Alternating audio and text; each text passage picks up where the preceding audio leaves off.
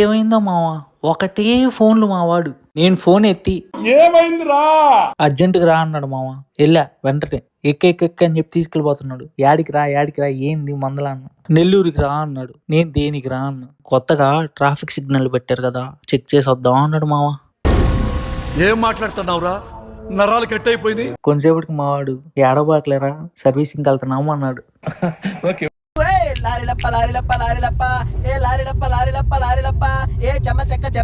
అనుకుంటూ వెళ్తూ ఉన్నాము. వెంటనే అల్లూరు బ్రిడ్జ్ వచ్చింది మామ. అల్లూరు బ్రిడ్జ్ చూస్తే మాకు ఒకటే డైలాగ్ గుర్తొస్తుంది. గులాబ్ జాములు కలగలాడిపోయాయిరా, దాన్ని తలుచుకుంటే నా వల్ల కావట్లేదురా తండ్రి. మావ ఇదైతే హాంటెడ్ ప్లేస్ మావ. దీని మీద మీకు సపరేట్ గా వీడియో చేస్తా మావ.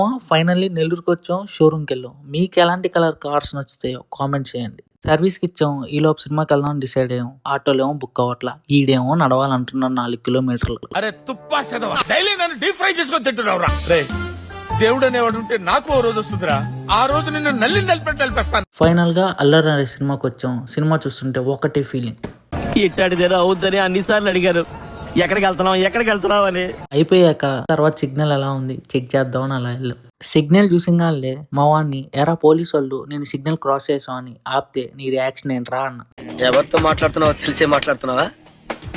నెల్లూరు పెద్దారెడ్డి గారి మేనల్. ఈ రోజుకి ఇంతే మావా, మళ్ళీ కలుద్దాం. నేను మీ దార.